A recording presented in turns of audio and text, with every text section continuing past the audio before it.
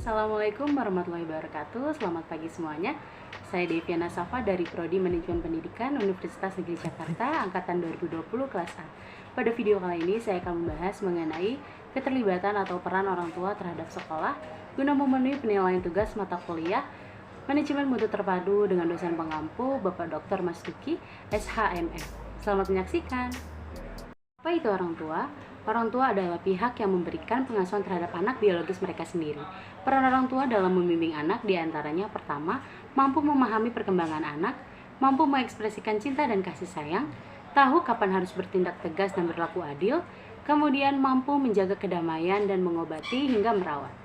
Selanjutnya, fungsi pengasuhan orang tua terhadap anak terdiri menjadi dua, yaitu untuk pengembangan karakter dan pengembangan kompetensi anak. Semua itu bertujuan untuk mencapai tanggung jawab sosial yang positif, komitmen moral, disiplin kesadaran internal, serta pengaturan pikiran dan kehendak anak juga dalam mencapai tujuan pribadi dan sosial anak. Adapun pola pengasuhan orang tua terhadap anak dilihat dari dimensi perilaku. Pertama, responsiveness berupa sikap tanggap mengacu pada tingkat penerimaan orang tua dan peka serta peduli terhadap emosi dan kebutuhan perkembangan anak-anak mereka. Kemudian yang kedua, demandingness berupa tuntutan perilaku mendewasakan mengacu pada sejauh mana orang tua mengontrol perilaku anak-anak mereka atau menuntut kedewasaan mereka. Selanjutnya, terdapat tabel berupa bentuk sikap dan perilaku yang diterapkan dalam pola pengasuhan responsiveness dan demandingness. Yang pertama, berorientasi pada tindakan atau perbuatan, di mana pada pola pengasuhan responsiveness, orang tua akan memberi pujian terhadap sikap ataupun perbuatan positif yang dilakukan oleh anak. Sedangkan pada pola pengasuhan demandingness, orang tua akan meminta anak untuk tidak mengulangi perbuatan dan menunjukkan cara yang seharusnya dilakukan. Kemudian yang kedua, mendorong komunikasi lisan. Pada pola pengasuhan responsiveness, orang tua akan mendengarkan dan menanyakan apa yang diceritakan anak, sedangkan pola pengasuhan demandingness, orang tua akan menanyakan pada anak aktivitas atau kegiatan yang dilakukan pada waktu bermain. Kemudian yang ketiga, menetapkan standar perilaku secara fleksibel. Pada pola pengasuhan responsiveness, orang tua akan mengizinkan anak tidak melakukan sesuatu yang seharusnya dilakukan karena kondisi tidak memungkinkan. Sedangkan pada pola pengasuhan demandingness, orang tua akan menilai perilaku anak sesuai dengan konteksnya. Setelah kita mengetahui bagaimana pengasuhan orang tua terhadap anak, selanjutnya kita akan membahas mengenai peran orang tua dalam pendidikan anak. Yang pertama, memahami makna pendidik. Kemudian kedua, menghindari seperti mengancam, memujuk, dan akan menjanjikan hadiah.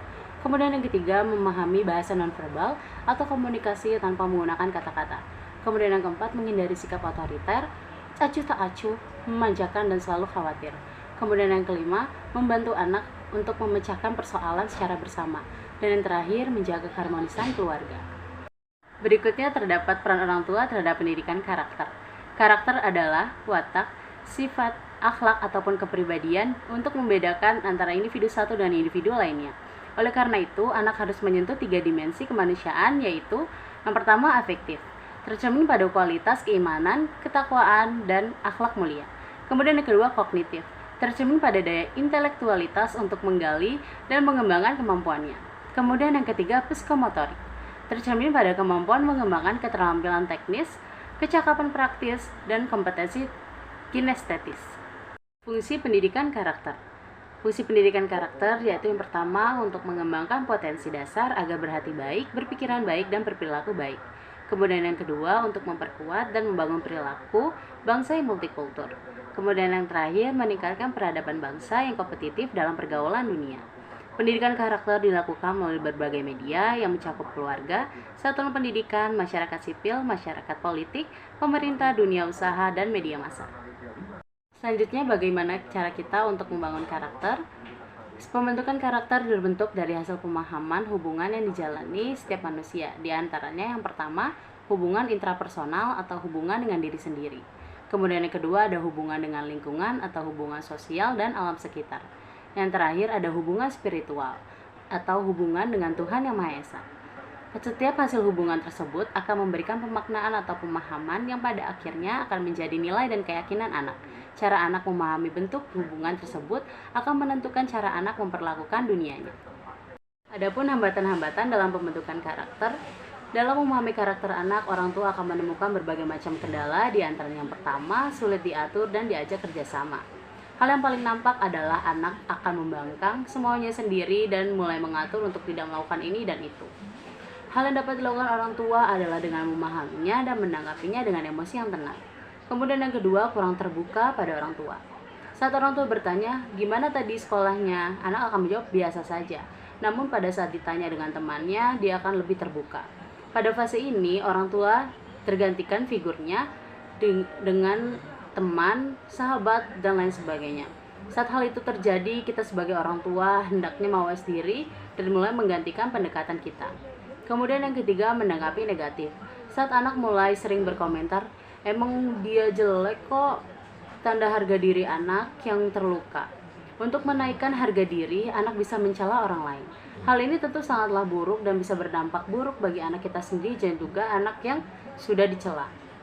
Oleh karena itu, peran orang tua adalah harus tanggap dan mengawasi sikap serta perilaku anak, karena harga diri adalah kunci di masa depan.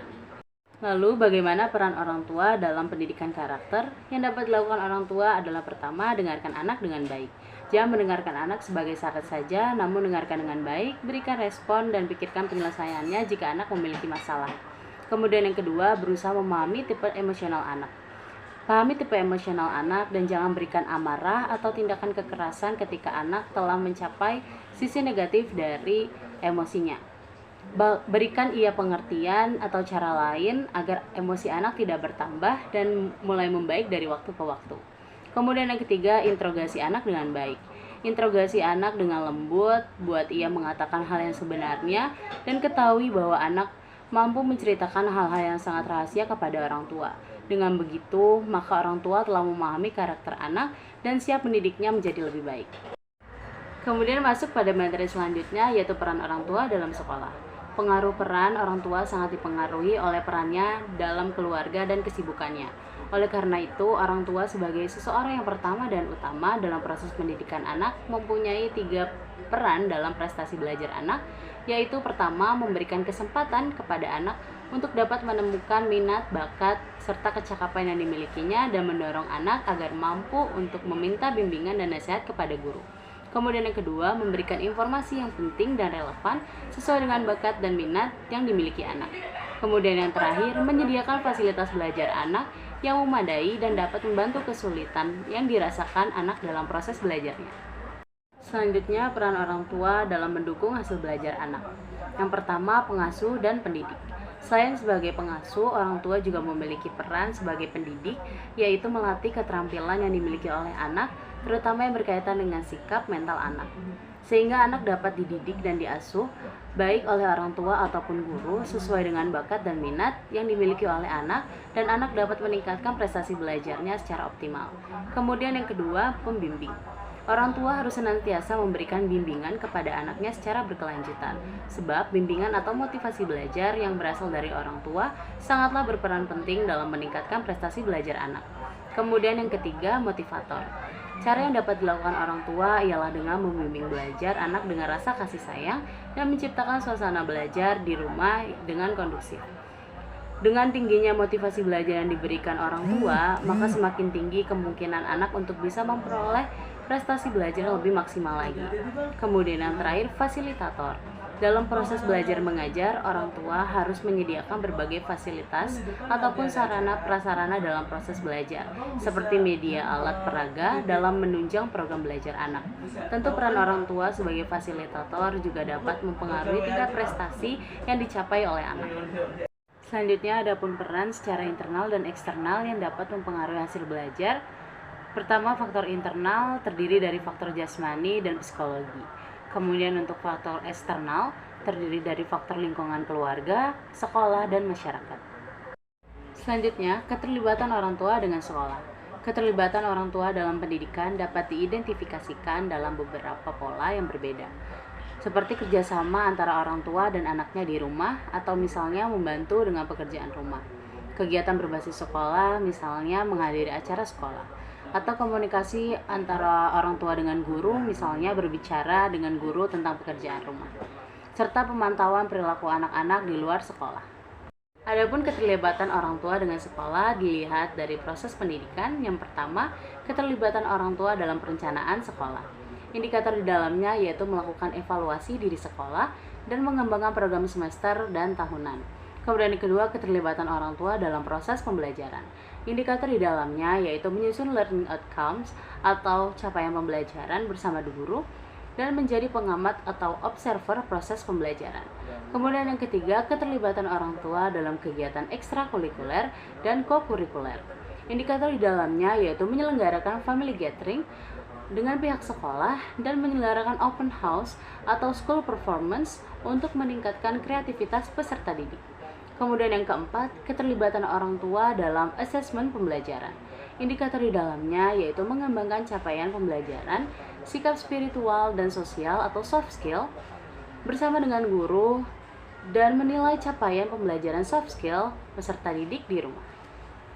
Dengan demikian, untuk mencapai apa yang diharapkan orang tua dan anak dalam pendidikan, pertama bahwa orang tua janganlah menetapkan harapan yang tinggi. Banyak orang tua yang bersikeras memilihkan tempat sekolah atau tempat kursus hanya untuk memastikan bahwa anak-anaknya mendapatkan apa yang mereka harapkan. Jika harapan orang tua dapat sejalan dengan harapan yang dimiliki anak, sesuai dengan bakat, minat, dan kemampuannya, maka itu bisa menjadi motivasi besar yang akan menumbuhkan semangat untuk anak dalam mencapai pendidikan dan karirnya. Berikutnya yang kedua, hargai mereka. Orang tua dapat memberi pertimbangan dan arahan pada anak, misalnya dalam pemilihan jurusan kuliah yang akan diambil. Anak dan orang tua merupakan satu ikatan yang tidak dapat dilepas sekalipun. Orang tua tetap harus ikut dilibatkan dalam setiap pengambilan keputusan yang berdampak besar bagi diri si anak. Namun, dalam hal pengambilan keputusan, tak jarang orang tua mengambil porsi yang jauh lebih besar. Bahkan ada pula yang sangat otoriter memaksakan kehendaknya kepada anaknya. Hal inilah yang menjadi kendala dan masalah besar di kemudian hari. Sebelum kita akhiri, mari kita tonton video mengenai hambatan dan tantangan komunikasi antara guru dan orang tua. Adalah hal yang esensial untuk pendidikan anak.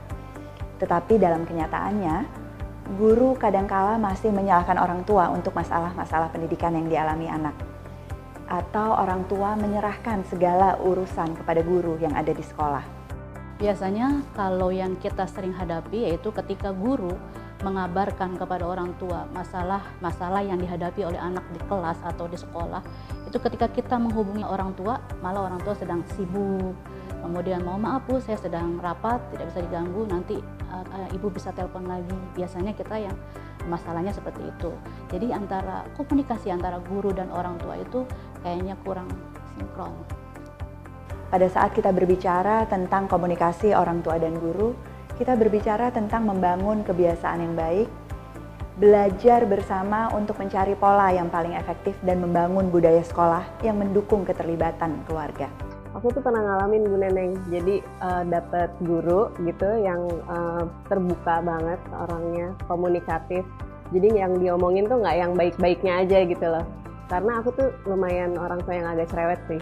Nanyain anakku gimana, pengennya tuh denger nggak cuman yang baik-baiknya aja gitu, pengen tuh oke, kalau ada masalah, kalau ada kendala, apa yang bisa aku lakukan dari rumah, pengennya tuh di sekolah sama di rumah tuh sama gitu. Sebenarnya sih kalau kita sebagai guru pribadi ya, saya mah suka banget kalau ada orang tua seperti itu. Kita memang harus berkomunikasi. Bagaimana apa yang dilakukan oleh anak di rumah itu harus nyambung. Nah, kalau misalnya ibu sudah membebaskan kepada guru untuk memberikan atau memberitahu hal-hal yang apa aja yang sudah dilakukan oleh anak kita, itu yang memang harus kita harapkan sebagai guru. Jadi antara reaksi orang tua dengan guru itu cepat Sama seperti anak yang mempunyai kebutuhan yang berbeda, orang tua pun seringkali punya kebutuhan yang berbeda. Karenanya guru perlu menyadari bahwa melibatkan orang tua di sekolah seringkali butuh strategi yang beragam kepada masing-masing orang tua. Juga sama seperti anak yang seringkali punya kemampuan komunikasi yang berbeda-beda, guru pun punya kemampuan komunikasi yang berbeda dengan orang tua. Orang tua perlu mendukung guru dengan terus memberikan informasi tentang keunikan anak, dengan terus menjadi advokat anak, dan menjalin komunikasi yang efektif sejak hari pertama.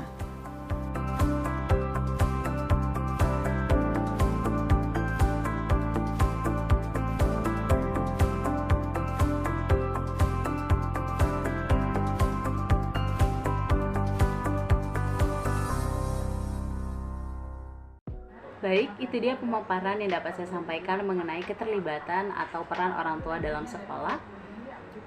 Mohon maaf apabila saya terdapat kesalahan dalam penulisan maupun pengucapan kata. Terima kasih atas perhatiannya. Semoga bermanfaat bagi kita semua. Wassalamualaikum warahmatullahi wabarakatuh.